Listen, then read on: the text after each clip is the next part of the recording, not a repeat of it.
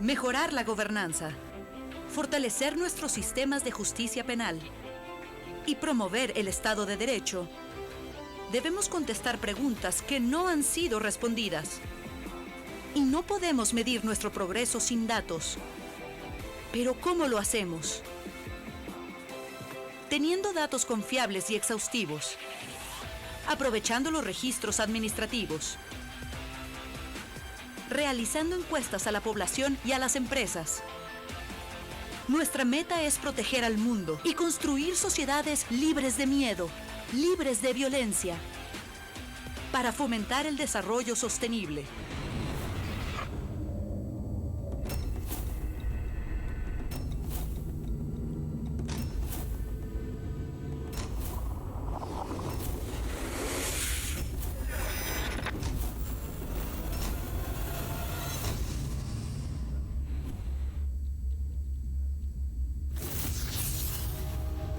Bienvenidos. Tercera Conferencia Internacional sobre Estadísticas de Gobernanza, Seguridad y Justicia. Welcome to the third International Conference on Governance, Crime and Justice Statistics.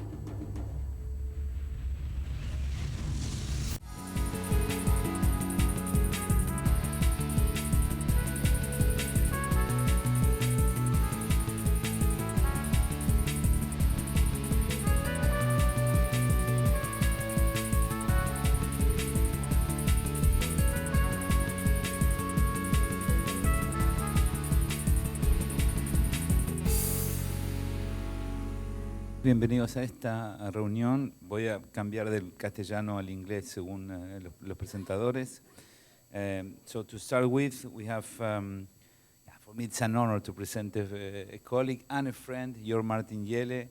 We've been working together for 20 years in the European Salzburg project. He is the chair of this project since 2011. He has a long experience in the use of statistics for policy making. I think you have his biography. I'm not going to repeat that because I prefer to give him the floor so that he can present with his 15 minutes fully. Thank you.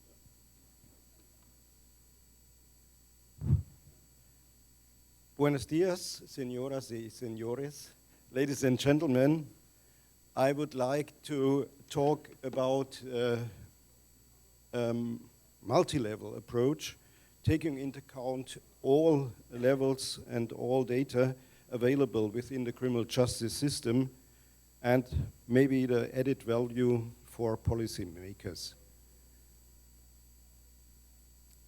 Policymakers and the public, they only react to the concrete situation and they have not an observation of the long term.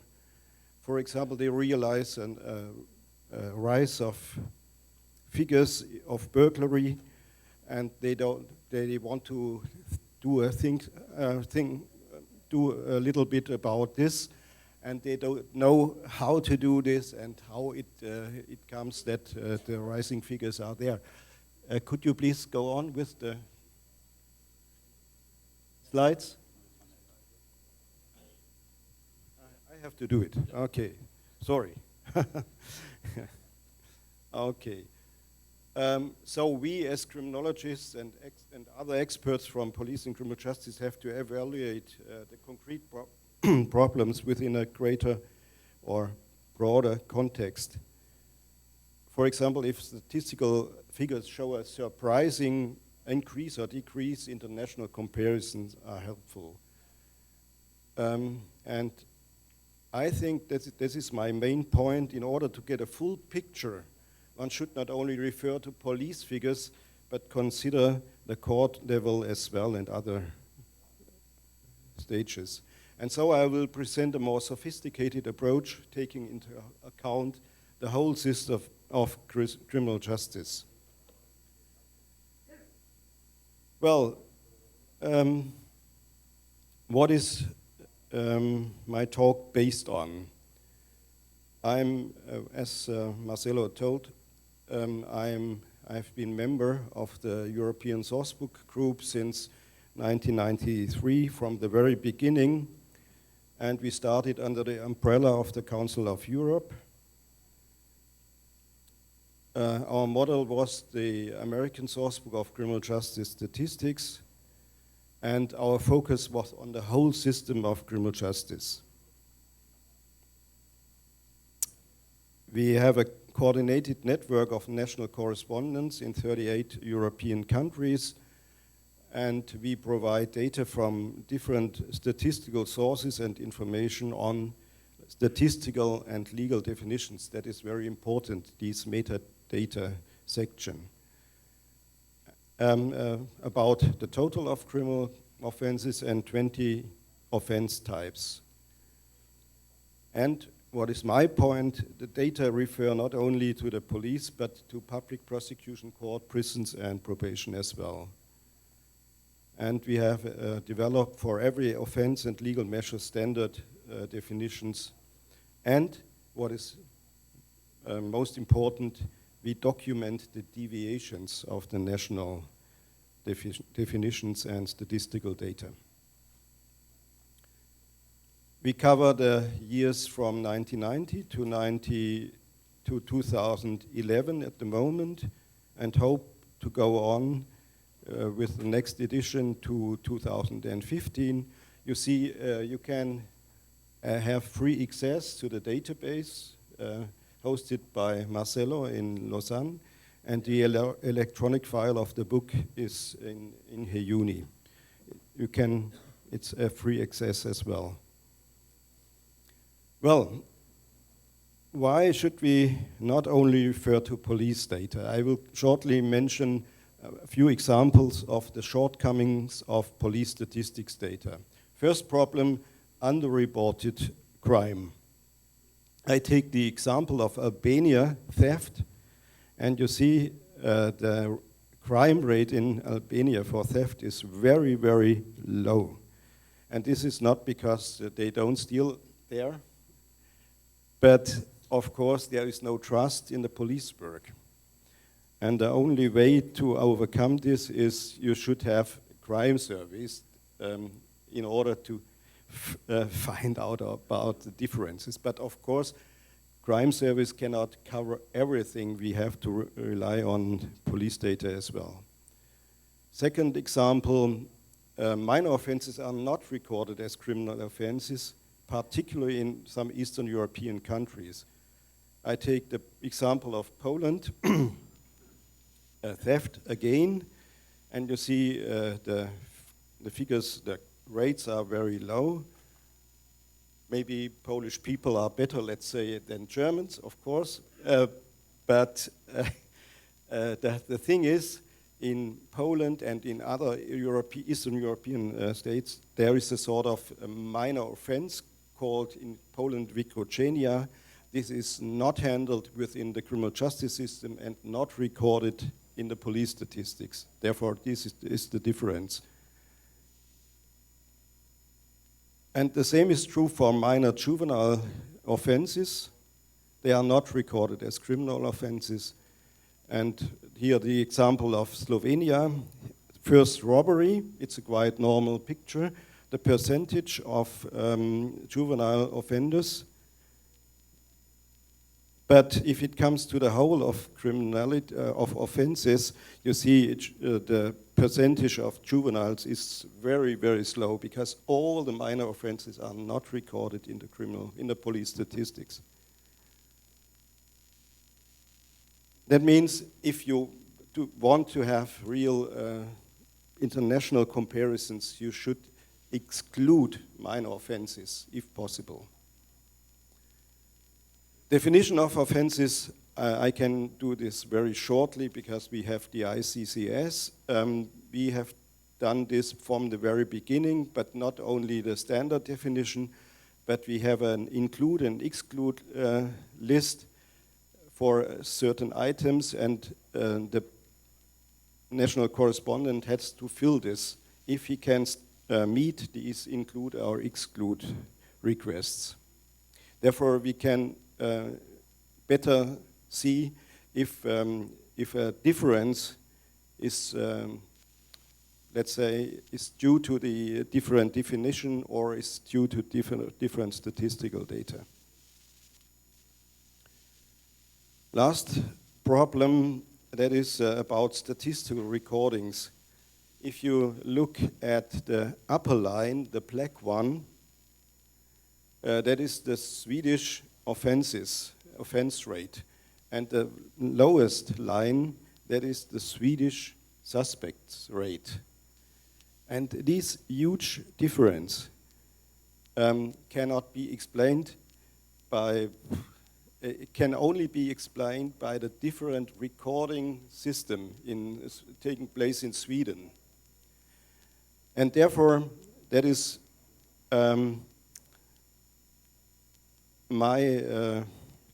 let's say my plaidoyer. Don't compare criminal levels. We cannot know about these different statistical recordings exactly, and therefore comparing crime levels is misleading. We see all the trends go down, their trends are very similar, and therefore only compare trends. Well, I can't do this, well, I leave this out. I go on to the multi-level approach. Given the shortcomings of police statistics, our analysis should be extended to further levels of the criminal justice system. Well, here just a model of the stages of the criminal justice system and the statistical recording. I will not comment on this, you know this. And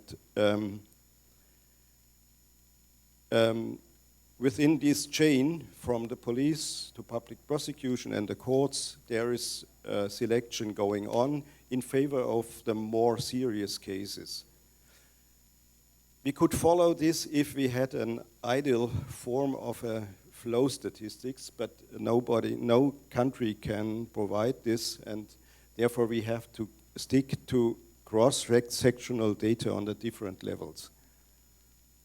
For that, we can have the rates on the police statistics for the number of records of offenders, and on the public prosecutor level, and the court statistics, and with convicted offenders, and the number of offenders sent to prison.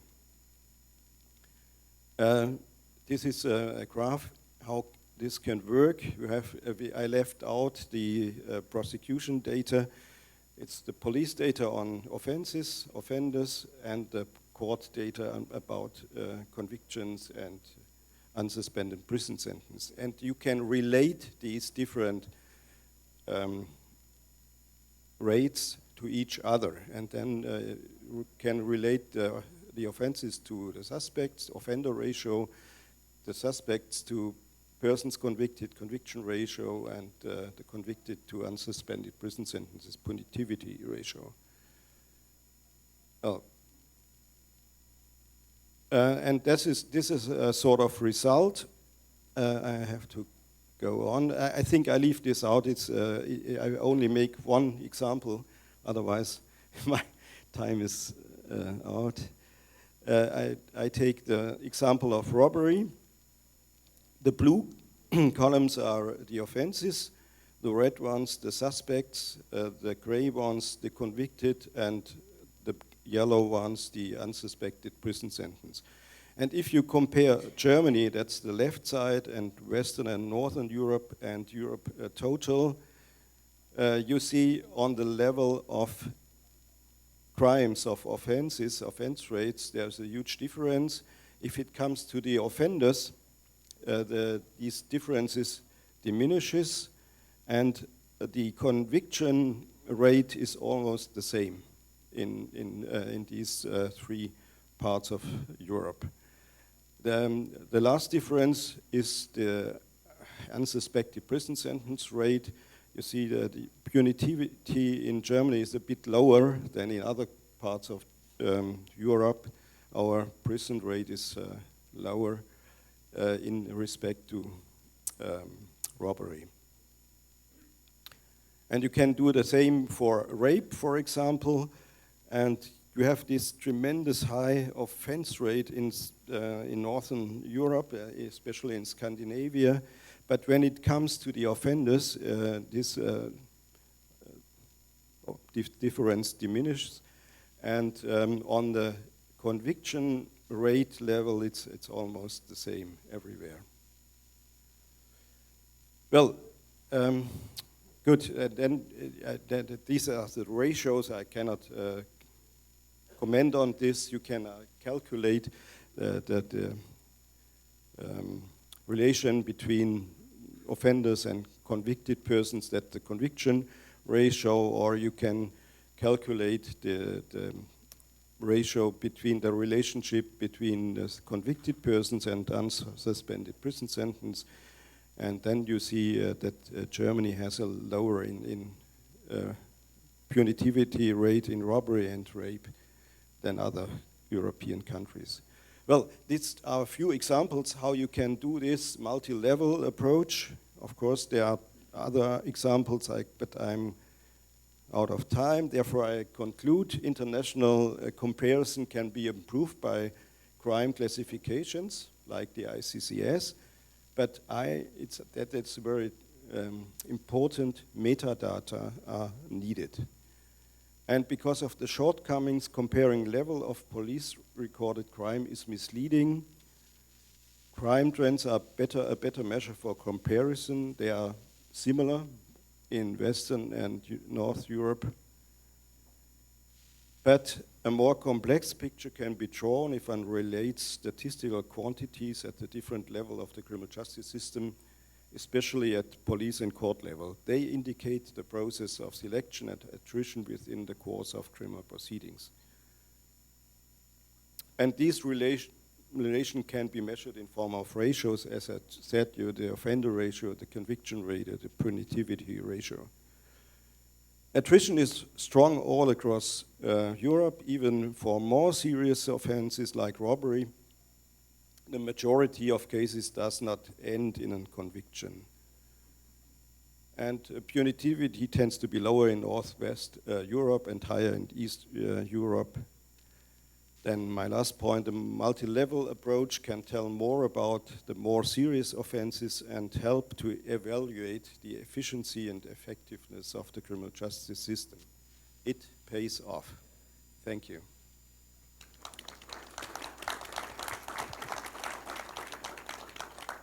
Thank you, Jörg Martin. Perfect domain of the time. I didn't have to say anything. Yeah, no stereotypes. Huh? So, and now we go to Richard Wortley. You all know him also from the UCL, and you know his work. I will not disturb you with the whole biography because I think we are here to hear these people talk. So, Richard, I'll give you the floor. Let me just bring this up, please. Okay, so the talk I want to give today is about, it comes from a larger project called Margin, which is an EU grant comprising 5 European partners. You can hear about that project in greater detail tomorrow by the project leader, which is Ricardo Valente. Today I'm going to talk about one small portion of that project, some analysis that was conducted by UCL as part of the consortium. And in particular, while I'm part of that group, I want to acknowledge that the research itself was carried out by Peter Bourdains, who was originally going to come here but was unable to come. So I'm giving the paper largely on his behalf, and I hope I can do it justice. Which is not to say I don't invite you to ask questions, and I'll answer them the best I can.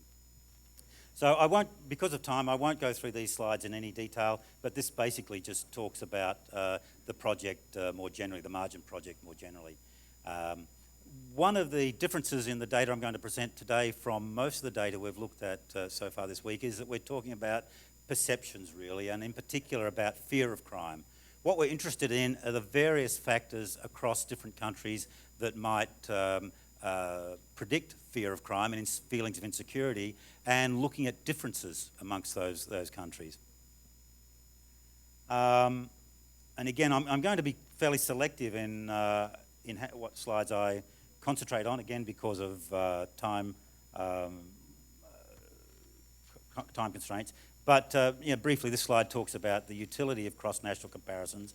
And we might get different senses of insecurity because of different policies from one country to another, different ways that the police forces are operating, or just cultural differences. And our sense is, the logic of the Margin Project is that these feelings of insecurity are an under-researched aspect. Now, we all know about the World Crime Survey, and we have Jan in the audience, which makes me a little bit nervous about talking about this in any detail. So we know all the advantages of the International Crime Victimisation Survey. We've opted, though, not to use this survey in this study. We think there are some advantages in looking at the individual crime surveys that are conducted in each country. And the advantages we think that are associated with the individual surveys is that they're routinely employed, often yearly. They have much larger sample size. They tend to cover a broader range of questions. But there are problems with them. The problems are, as we know, I mean, the reason that the International Survey was constructed was because the wording's often different and the scales are often different. So as a simple example, do you feel personally well or unsafe in your neighbourhood village, is the way this is asked in France on a 5-point scale. In Catalonia, we have a 10-point scale, in fact, 11-point scale, that asks slightly differently, how safe do you feel in your neighbourhood and municipality? So there are some problems in how you might compare across countries. The strategy we adopted for this particular study was to conduct a series of individual multivariate analyses for each country, and then to compare the patterns of significance across those 5 countries. So in this way, we're trying to account for, avoid the problem of slightly different wordings, slightly different scales and so forth, by having a within-country analysis. And then, as you'll see when I present the data, we can show fairly clear patterns about how some of the relationships among variables differ from country to country, and then we can sort of try to explain that. Now, one of the explanations might turn out to be that there's slightly different wording, but that's something we can do as a post hoc analysis of what we've done. Where this is set in a couple of broad theoretical approaches to why there might be differences in feelings of insecurity and victimisation. Briefly, we can have the repeat victimisation hypothesis. In other words, if you've been a victim of crime at some point, then you're going to be more fearful of being victimised in the future. We can have a vulnerability hypothesis that people who have higher exposure to vulnerability are going to have greater fear of crime. Or environmental effects. So there might be aspects about the microenvironment or the local environment that engenders that. So that's, we're not testing these hypotheses specifically in these data, but these are the kinds of guiding theories that we'll use to try to analyse the results that we find.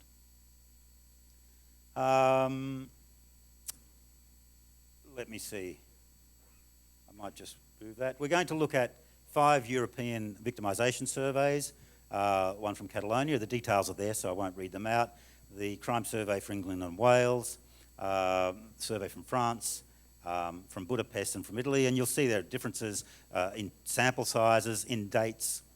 Note particularly the Budapest one hasn't been conducted for some time. So there are clearly differences if we were going to analyse directly across those. Our analytic approach was to select 3 dependent variables: neighbourhood safety, feeling of neighbourhood safety, influence of fear of crime on day-to-day lives, and the effect of burglary victimisation and other kind of perceptions. So I'll present 3 sets of analyses that look at those as dependent variables. Because questions were asked in some surveys and not others, we had a 2-stage model that looked at how we're going to do this. We had a baseline model with independent variables that were present in all surveys, and then more complete models with a larger range of variables. We'll only present the second because, in fact, there was no difference in the baseline models. So independent variables, these are baseline demographic variables that were present in all of the surveys: gender, age, unemployment, whether they're a student or not, the nationality, different to the country of survey, and whether they have a university degree. And then there were a range of other variables that were present in 3 to 5, but not necessarily in all, whether they were living with a partner, whether they lived in a detached house, number of people in the household, years in the area, health, and victimisation of different crime types.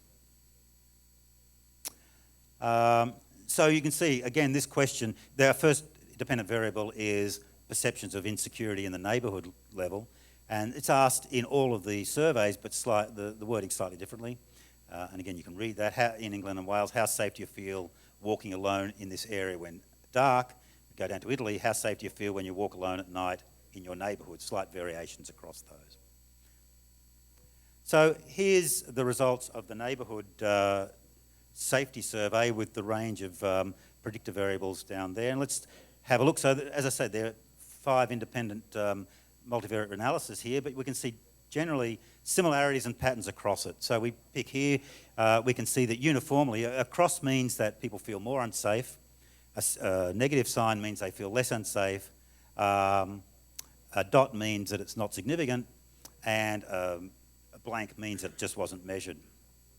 So we see fairly predictably, females generally feel more unsafe at the neighbourhood level across all 5 surveys. We start to get some variation here in age. So what we might normally predict is that insecurity increases with age. It's borne out by the data from England and Wales, Hungary and Italy. Not significant in Catalonia, and actually we have a negative effect in France for reasons that we need to explore. Feelings of insecurity were related to being younger than older. We go down again, we get other patchy or inconsistent results. Being a student significantly increases feelings of insecurity in France, not so in Catalonia. It goes the other way, and Italy back to being feeling more insecure. Nationality outside, again we have in England and Wales, being a foreign-born person increases insecurity. In Catalonia, being foreign-born decreases insecurity.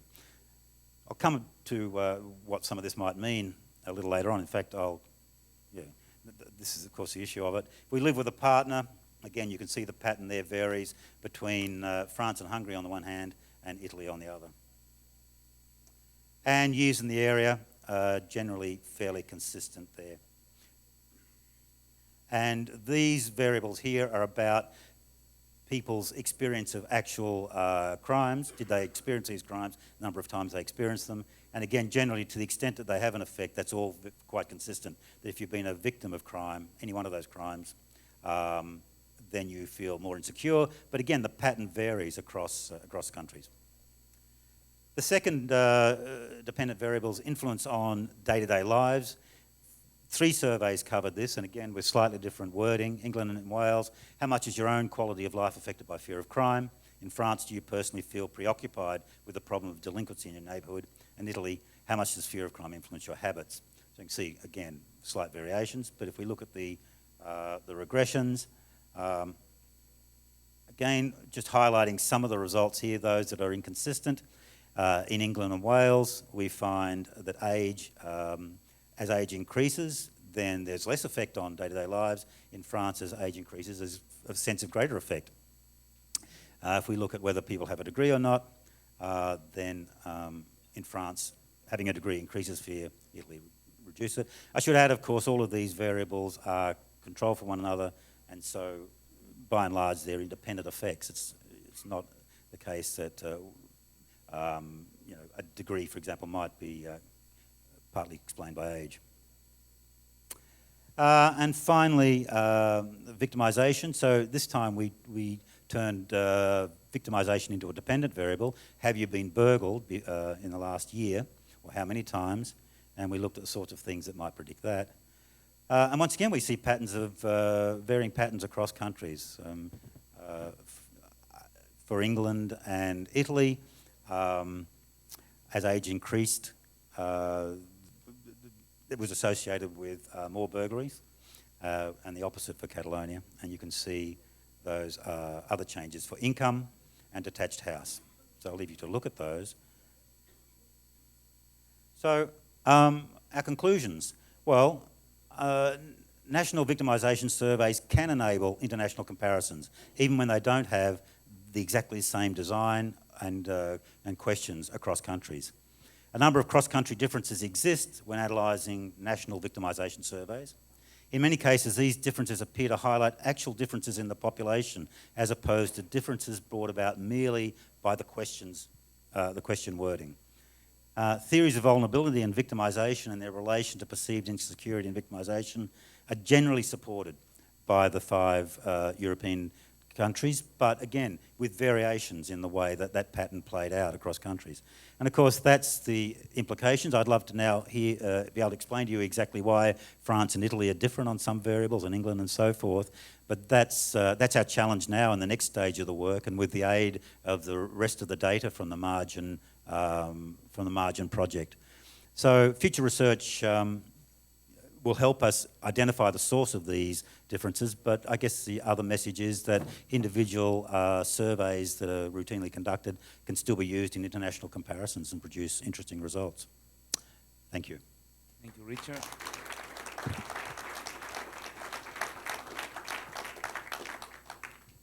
Again, perfect timing. And now we go to Tapio Lapisepala, who has been first the director of the National Research Institute of Legal Policy, which has now been merged with the University of Helsinki. So he's now a professor at the University of Helsinki. He was already a professor before, and you all know his work on, especially on prisons, but in general in comparative criminology. Thank you, Marcello. Ladies and gentlemen, I will expand this discussion to a macro level. I will look at the value of cross-comparative data for policy planning. And I will use some research examples to illustrate my case. But because there's very little time, I will just put already my basic answer. What is the value? It's to increase our general understanding of macro-level determinants of crime, the effects of criminal sanctions, the dynamics of penal change, and the drivers of penal policy. This is a general value.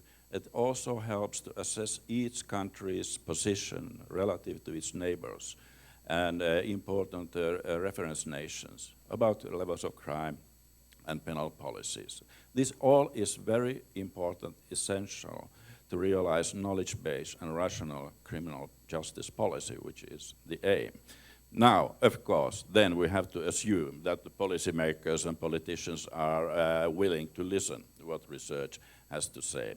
That's not altogether impossible. Sometimes that can happen. I will start with a little Nordic experience from the past.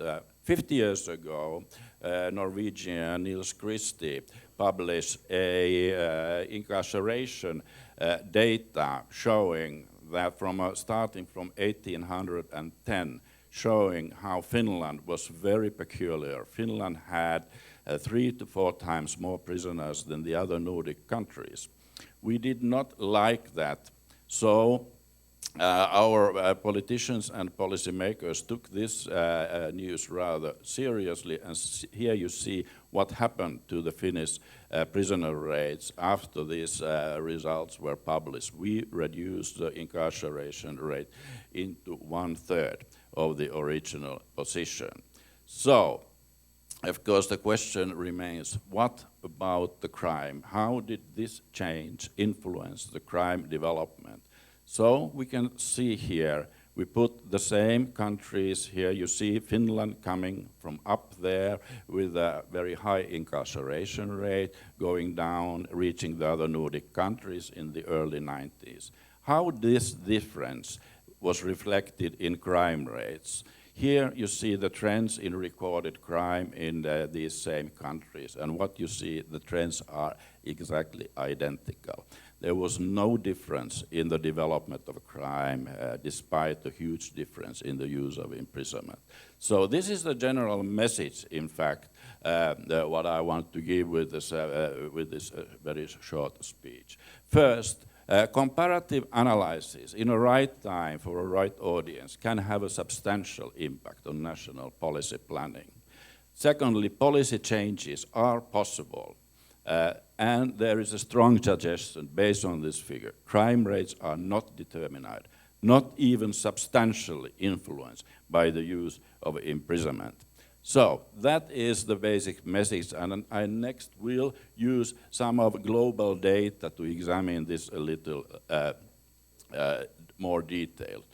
There is a lot of data now available. I will not present it all here, not even the main sources, but to summarize, there is homicide, global homicide data available for over 200 countries.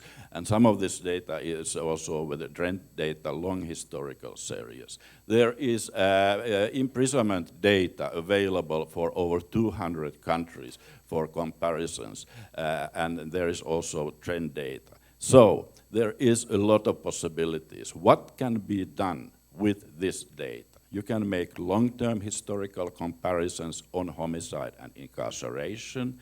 You can make large-scale cross-sectional snapshots on national or regional variance.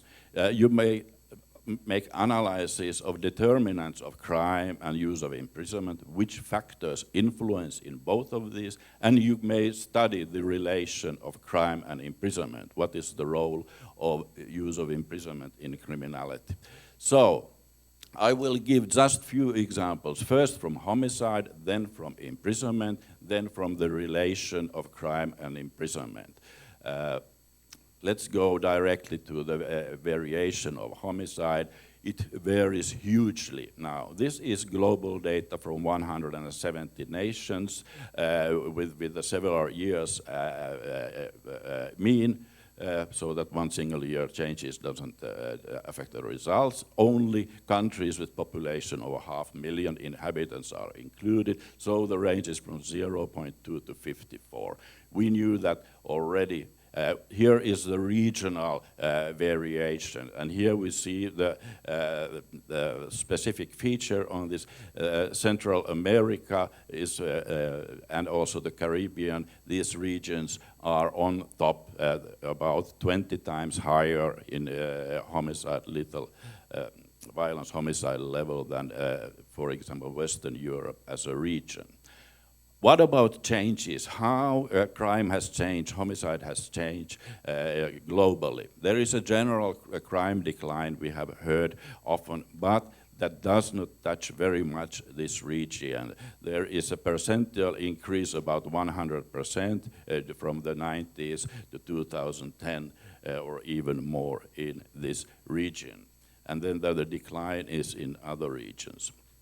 And if we look at the homicide trends, this is just a comparison with Western Europe and Central America in scale. As you see, the Western Europe and this trend is really flat, and you see there is a substantial increase on homicide. So this places the question, what explains these differences? If we look at the macro level comparisons, we find income distribution, human development indicators, rule of law, good governance, welfare, poverty. All these indicators are highly correlated with homicide. This is just an example of income differences and the correlation between income differences with homicide in individual countries and by regions. There is really a strong correlation. The same would be also the case if we look at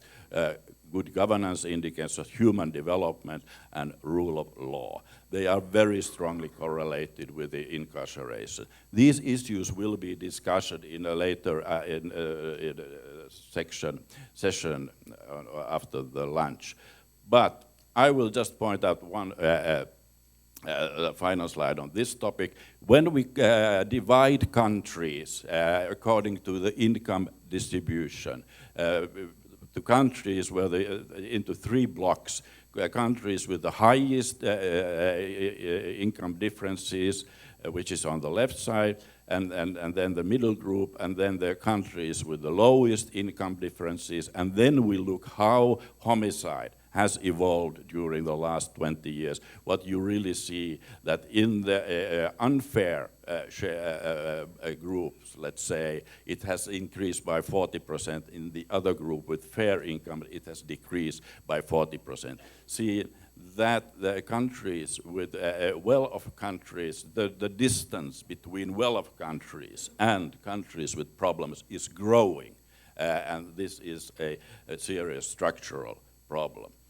So similar type of results from imprisonment. I go this also very quickly just to show what kind of analysis can be done on the basis of this analysis. You see the same kind of distribution. Use of imprisonment varies hugely. On the top you find United States, as you know. This is only countries with more than 500,000 inhabitants. And in the lower level you find many Western European countries, also West African countries. Now, but for different reasons. By regions, you find the same phenomena. In this region, Central America, Caribbean, the incarceration rates are much, much higher than, for example, in Western Europe. The same applies also to changes. You see percentual changes in this region are the highest among all regions. So there is this increase of imprisonment has halted in many regions and many countries, but it doesn't seem to be the case in this region. If we look at imprisonment in different parts of Americas, you see increasing trends almost everywhere. So it's not that the crime is the problem. Imprisonment and overuse of imprisonment is another problem which has not been discussed in this seminar. The next and final question is about the relation of imprisonment, use of imprisonment, and the level of a crime. And this is, from the policy perspective, of course, the most important question. Can the increase of crime be controlled or regulated by the use of imprisonment? And these are difficult comparisons. This was the first slide, in fact, what touched this comparison, and I will continue a little with other countries' examples.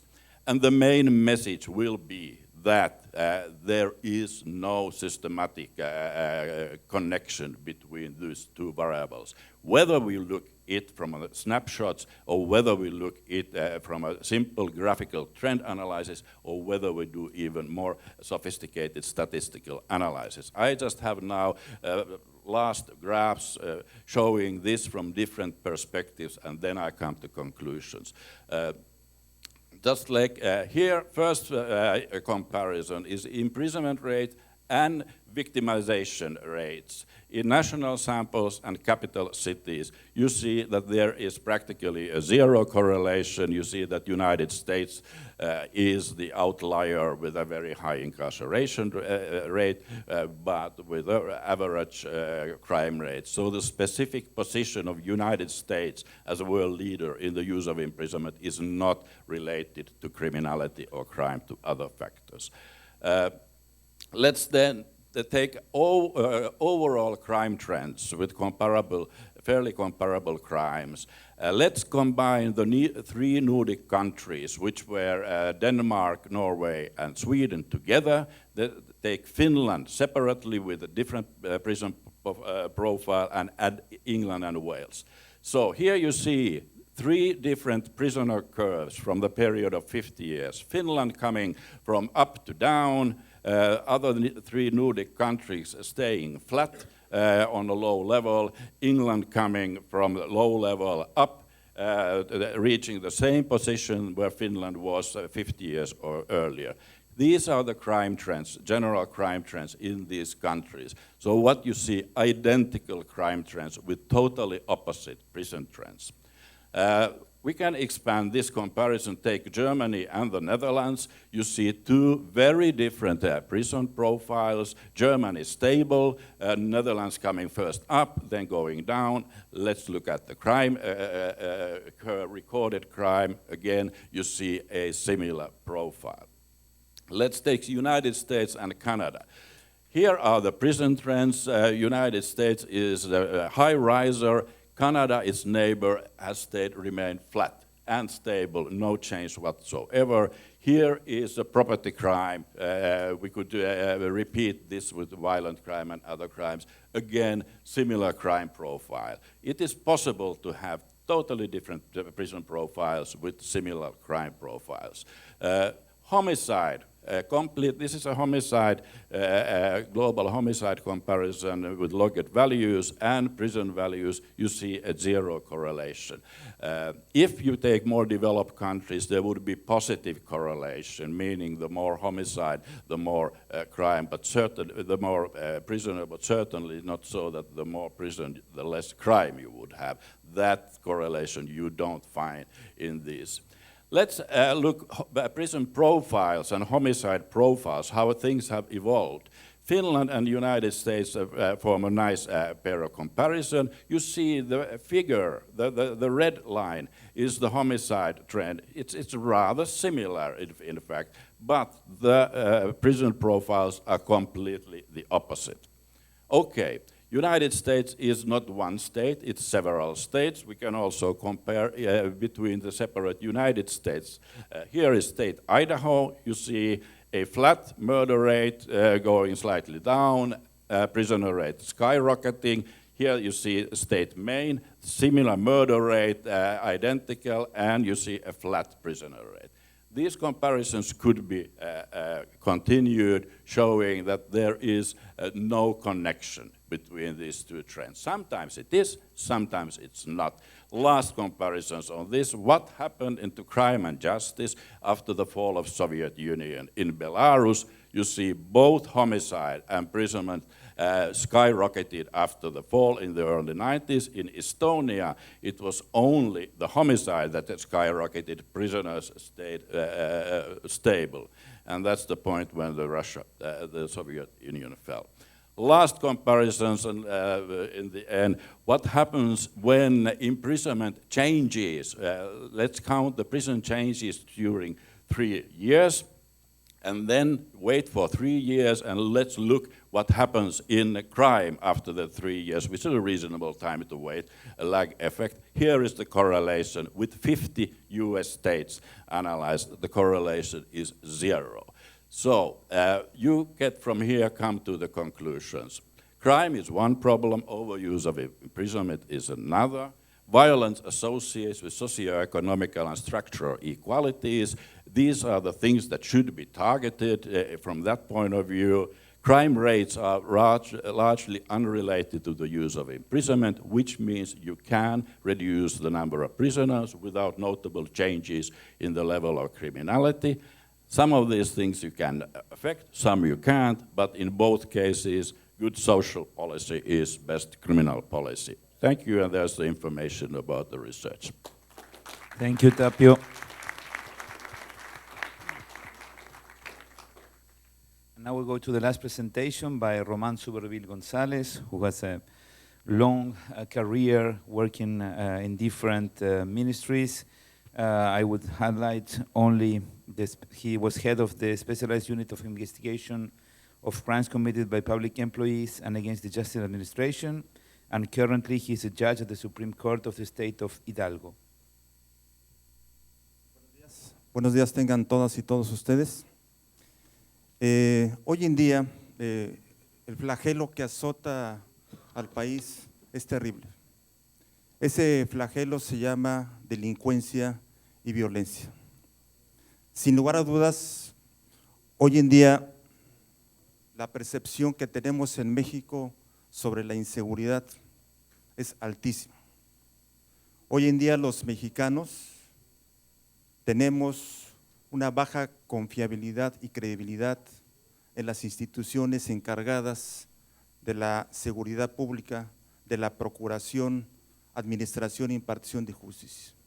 Y no lo digo yo, lo dicen las propias estadísticas del INEGI, del Banco Interamericano de Desarrollo, de las propias encuestas que levanta el Sistema Nacional de Seguridad Pública. ¿Qué nos pasó? ¿Cuándo perdimos el rumbo en el país? Hoy los índices delictivos no son los que eran hace unas décadas. Considero que la seguridad y la justicia son un derecho humano que deben ser garantizados por el Estado. Esa es la principal razón y motivación del Estado. Cuando el Estado no puede garantizar la seguridad, la paz y la justicia, está faltando a su principal responsabilidad. Pero el Estado no es el responsable de todo lo que pasa en el país. Por supuesto que necesitamos una sociedad que adquiera más obligaciones que exigir derechos. La seguridad y la justicia es una corresponsabilidad entre el Estado y la sociedad. Pero yo quisiera remitirme a dónde está el problema, dónde está el origen de la delincuencia y la violencia en México. No está en las estadísticas. Las estadísticas únicamente lo que hacen es reflejarnos, visibilizarnos una realidad. Ese conocimiento teórico técnico que nos dan las estadísticas de los sistemas nacional de información nos permiten o nos deberían de permitir traducirlos y transformarlos en la implementación de políticas públicas más eficaces. Tenemos que irnos al corazón del problema. Para mí, el corazón del problema está en la familia, en los hogares. ¿Dónde están los más altos índices de violencia, de inseguridad? A veces surgen de la propia familia. Hoy en día necesitamos rescatar la gobernanza en los hogares. Hoy necesitamos que haya orden y respeto en los hogares. Ahí es donde surge, en la base de la familia, que es el núcleo de la sociedad, la primera responsabilidad de los padres de familia. Los padres de familia debemos de poner reglas mínimas de respeto en la casa. Cuando no se respetan las reglas en la casa, vamos a producir hijos que van a salir a la calle y a la escuela a violar el orden social. En este sentido, los padres de familia debemos de educar más en valores y en principios éticos y morales a nuestros hijos. Si creamos buenos hijos, seguramente vamos a formar buenos ciudadanos. Hoy en día tenemos que enseñarle más a los hijos el valor del trabajo y del esfuerzo que satisfacer los caprichos, dándoles el valor de la marca y del precio que en lugar de lo que se consigue con el trabajo. En las escuelas, por supuesto que los padres de familia no cumplimos nada más mandando a los hijos a la escuela con nuestro deber, sino tenemos que involucrarnos en el proceso educativo. Tenemos que ser corresponsables con los maestros y con los directivos para también convertir a esos estudiantes, a esos alumnos, en ciudadanos íntegros que se van a incorporar a la vida social de México. Yo quisiera compartir con ustedes algunas estadísticas que nos hablan de estos problemas que tenemos actualmente. Estadísticas levantadas por el INEGI. Son escalofriantes los números que les voy a dar a continuación. De las personas que fueron sentenciadas en los juzgados de primera instancia penal del fuero común, es decir, los ámbitos estatales, el 19.7% tiene una edad entre 18 a 24 años y el 16.1% de entre 25 a 29 años. El 37% tiene los niveles más bajos de escolaridad. Es un patrón asociado que en los rangos de adolescentes y de jóvenes que tienen menos escolaridad y menos ingresos económicos son los que están más propicios para incorporarse al mundo delictivo. Y vámonos con el tema de violencia de género. También datos levantados por el INEGI y por el Banco Interamericano de Desarrollo. En el 2011, 63 de cada 100 mujeres de 15 años y más declaró haber padecido algún incidente de violencia. 47 de cada 100 mujeres de 15 años o más han sido agredidas por su actual o última pareja.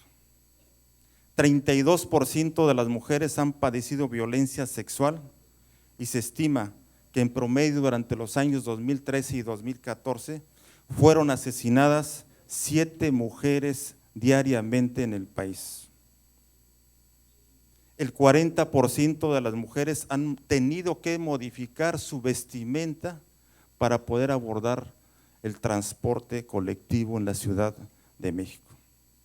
De los años 2011 a 2015, la prevalencia total en el índice de violencia contra las mujeres ha oscilado entre el 50 y el 70% de las mujeres en México, sin que esta variable haya disminuido hasta la fecha.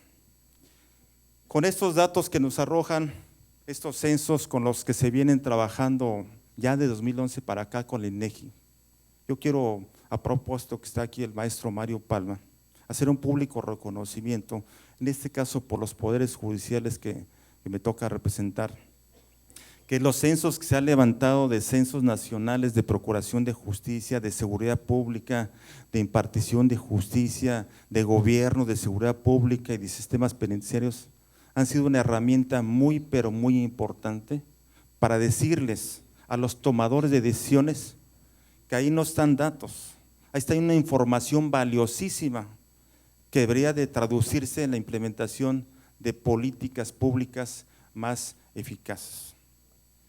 Creo que es plausible reconocer el esfuerzo que ha hecho el INEGI, pero no es suficiente. Tenemos que trabajar más, tenemos que difundir más esa estadística, tenemos que socializar más esos datos. Parece ser que luego las estadísticas están hechas para los técnicos y para los científicos, por eso hay que traducirlos en un lenguaje ciudadano, para que la gente común y corriente, el mundo académico, las organizaciones civiles y sobre todo los tomadores de decisiones potencialicen esa información. Por supuesto que esa información se tiene que llevar a la planeación, ejecución y evaluación de políticas públicas que nos permita efectivamente conectar esa información con los planes nacionales y estatales de desarrollo. No pueden estar distanciados los sistemas que generan la información con una política de Estado.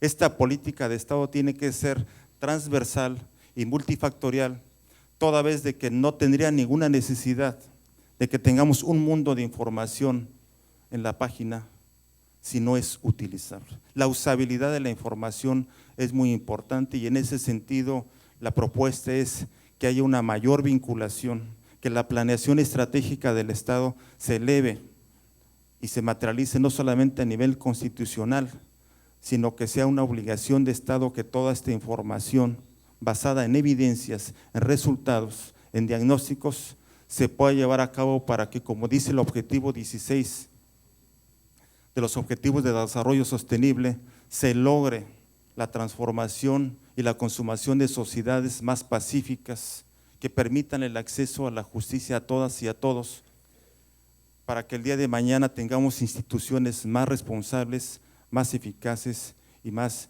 inclusivas. Por supuesto que el problema de la delincuencia y de la violencia tiene daños colaterales, las víctimas. Existen millones de víctimas en México por el delito. Mientras no atendamos la raíz de la delincuencia y violencia, pues obviamente este índice se va a ir incrementando. Por eso tenemos que echar una mirada hacia atrás, hacia los hogares. No necesitamos casas más grandes ni más lujosas si hay hogares rotos. No necesitamos materializar más el pensamiento humano si no le damos en las clases, en los libros, más lecciones de humanidad que fórmulas y ecuaciones y memorización de la historia. Necesitamos juntos, de manera corresponsable, sociedad y gobierno, trabajar para crear mejores condiciones de seguridad y justicia. Yo, que soy parte de un poder judicial local, tengo que admitir que hoy en día la crisis en la impartición de justicia es severa. Esperemos que los nuevos modelos, en este caso del sistema acusatorio penal, nos permita revertir estos índices. Pero acabemos con un Estado paternalista, donde todo lo quiere resolver el Estado y donde los ciudadanos, de manera irresponsable, culpamos al gobierno, a las autoridades del color que sea, de nuestras culpas. Vamos todos juntos a trabajar para revertir estas tendencias. Muchas gracias. Muchas gracias.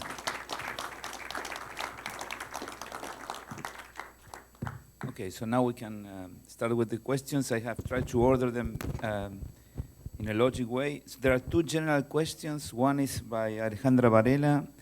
It's related to the source book. What kind of reports you produce? So the answer is easy. You go to the website that Jörg Martin Jelle showed, unil.ch European Sourcebook, or you simply Google European Sourcebook crime and you will get it because it's well indexed. Yeah, here is the here is the main report.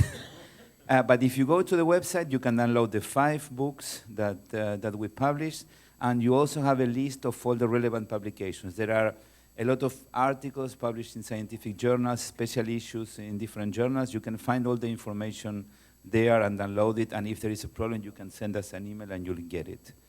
Thank you. Then there was a second question by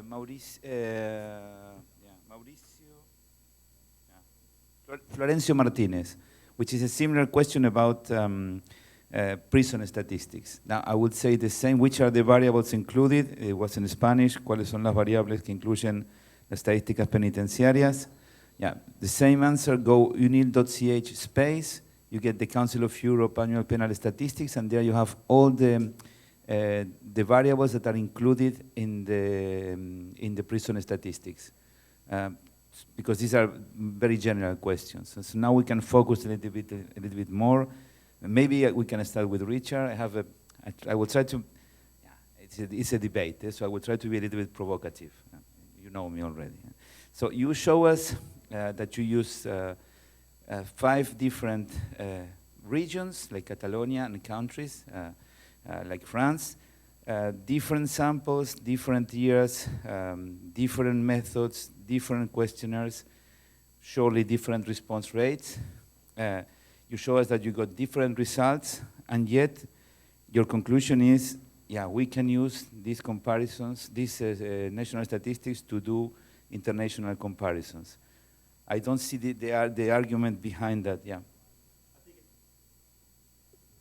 Well, I think it depends on what comparisons you make. Sure, certainly we can't do comparisons in an absolute sense. So there's no way, for example, we could say that the perception of fear was greater in the UK than in France, or that the rate of burglary was greater in Italy than Hungary. So the point of it was not about comparing absolute levels on any of those variables, but the relationship among those variables. So it's an obvious difference, I guess, in what you can look at. Our interest was, to what extent do these variables help predict insecurity? Now, there might be massive differences in the absolute levels across those countries, and so that's a weakness of this approach, but it's the association among those variables that we were interested in, and we think that the method that we've adopted is still a very useful way of finding out about those relationships. In other words, what is it that makes people insecure, and how does that pattern vary amongst the different regions? Notwithstanding the variations you're talking about, I think we have reasonable basis to make some of those comparisons. Okay, thank you very much. So then there is a question by Marcelo Berman addressed to Tapio. The question is, how do you control for the type of crime? Does the ratio has the same effect for homicide, theft, rape, or drugs? I may supplement this. Yeah, I think you show extreme examples of differences, but also some of your research in Western Europe shows that sometimes, especially with homicide in some countries in Western Europe, there is some relationship. And we have also been working lately with this issue. Maybe it's a matter of types of crime and also types of regions. What do you think? Yes. Certainly most of those comparisons which were made, cross-sectional ones, were about homicide and also some of the trends. That's the most reliable. When you come to other type of offenses, we face difficulties. You can make overall trend comparisons if you are aware of also if there are changes in recording practices, as is, for example, in England and Wales. And also, if you are aware of the crime definitions, between the Nordic countries, the statistics which I first shown, the crime definitions are very similar, and they are in a way standardized, so there is not this difference. But immediately, I didn't make any comparisons with the drug offenses, for example, because that is so hugely unreliable for any kind of comparisons. Okay, thank you. And the answer is? But just didn't get the good question. I just tried to give a. Sorry. So if we go to specific regions, for Yes. example, like let's take Western Europe, Yep. Okay. Can we really say that there is no relationship? For example, property offenses have been going down, and the number of persons in prisons for property offenses are going down too. Okay, maybe yes, but that data was not disaggregated according to the offense types and according to the prisoner, which is the trend data for that kind of comparison is, to my knowledge, well, we have Nordic comparisons on that, but trend data for larger comparisons, to my knowledge, is not very well available at the moment. So, Marcelo, this is similar to what you said. We are looking, for some countries we have data, but probably these are not the most interesting countries to be studied, I think. Then also for Tapio, now as you're there. Why many studies show that the US crime drop was partially explained by the incarceration? Well, that is a very good question. Most of the studies, to my knowledge, also stopped their data till 2000, and since then lots of have happened. They also, it may be the difference with the starting point, which year where you start a comparison. I have data from total US data from 60 onwards, and then state level data from 77. And the data I showed, that was state level data from 77 to 2010, and the result is that what it is. It's also about the question of methodology, which type of methodology you use. We used also fixed effect regression analysis, and the result is same as this, but to try to explain fixed effects to a politician, so it might be a bit difficult. So that's why I showed just the eyeball analysis on the graphical terms, so the result is the same. Okay. So this is a plaidoyer for not very sophisticated statistics, something that we have discussed many times. Yeah. Thank you. Now, we can go to Jörg. So I will translate from Spanish. So there are different methodological problems with statistics that you show us. Yet there are high rates of persons in detention which belong to youth people with a low level of education. So could this be, does this mean that the origin of violence is in the family, or is it, and here we go to labeling theory, is it that the criminal policy is biased against these groups, so young people with a low level of studies? Well, it's on. Well, of course, the sourcebook data don't give any hint in this respect. It's a totally different question. I can try to do this from my, let's say, criminological background, but it has nothing to do with my presentation, of course. Of course, it's a fact that the prison population is mostly younger men with a lower education background. I think it's not only true in Europe, it's true everywhere. And you can talk a little bit about the theories, let's say labeling on the one side and our social deficiencies on the other side, but I don't think we should talk about this because our subject is different. Okay. I just transmitted the question. So one for Richard. This is about, we are using in many cases countries or regions for the studies, and here the question by Pedro Ponce is, shouldn't we use city level? because as we know, there are many differences in policy making according to the region. Well, absolutely, and I guess the greatest, so we use the data that's available, essentially, but certainly from the perspective, particularly the researchers at UCL, the more micro we can make the data, the better. So there's certainly a limitation that it's country level, but we can still talk about broad cultural issues there. But I mean, there are really interesting questions about the way the local community, for example, might influence fear of crime in very powerful ways, and that would require bespoke surveys. We use the data that were available, and we're kind of limited to fairly macro analyses. Here they are also looking for solutions. What can we do? It's also for you, Richard. Don't leave. What can we do to reduce the fear of crime? I'm almost tempted to hand it over to Ricardo in the audience. I mean, this is, of course, is what the project's about. First of all, we need to know what the predictors of fear of crime are. Because they're the things that we need to address. So it would be glib of me to give a response. This is what we need to do. The project is about finding the geographic, the cultural, the political, the legal kinds of factors that feed into fear of crime. And at the risk of sounding like I'm throwing it off, you really do need to wait until we've finished research. Okay, thank you very much. Yeah, there are some very general questions. What can we do to reduce crime? I will not follow these. You can discuss with the people during the break. So here is a question for the project margin. Yeah, what's the reason of the disproportion in the size of the samples? I think you already answered that because you took.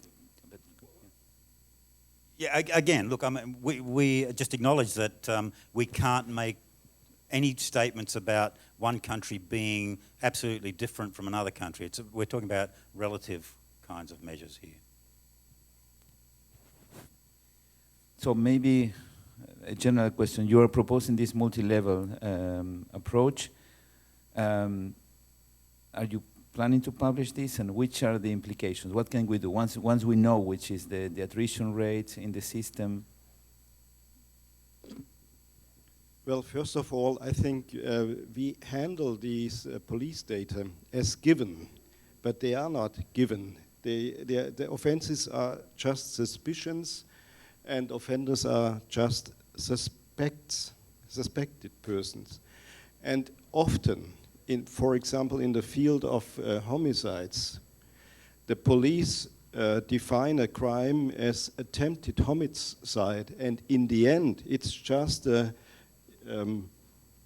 injury, a bodily injury, nothing else.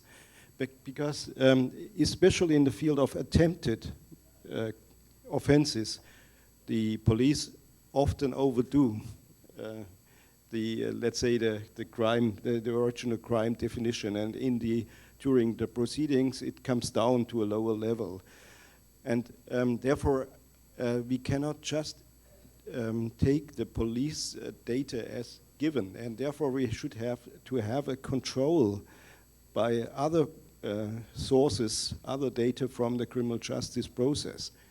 I think this is very important. Okay, thank you. So maybe it's one for Roman. I'll phrase it first in English and then maybe in Spanish. So a lot of experts came here. They are showing the reality. Most of the data, many of the data has been shown belongs to Europe. Sometimes it's a very specific situation in one country.